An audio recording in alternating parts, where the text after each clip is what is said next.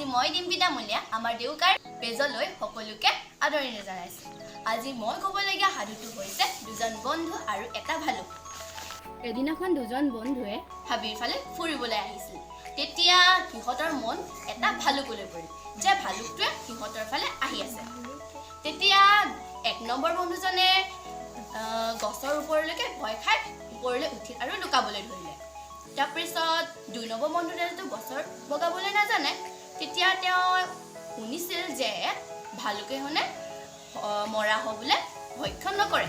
তেতিয়া তেওঁ উপায়বিহীন হৈ গছৰ তলতে মৰাৰ ভেকচন ধৰি শুই থাকিল।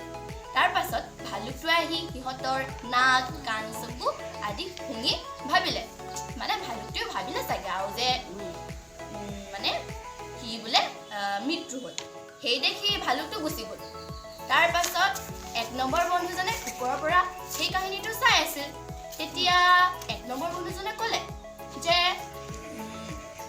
বন্ধু তোমাকতো ভালুকটোৱে কাণে কাণে কি ক'লে?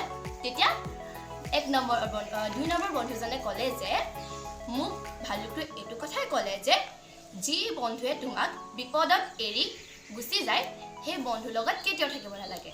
আৰু এই কাহিনীটোৰ পৰা আমি এইটোৱে গম পালোঁ যে বিপদৰ বন্ধুহে আচল বন্ধু। আকৌ উপস্থিত হ'ম। ধন্যবাদ। Bye bye.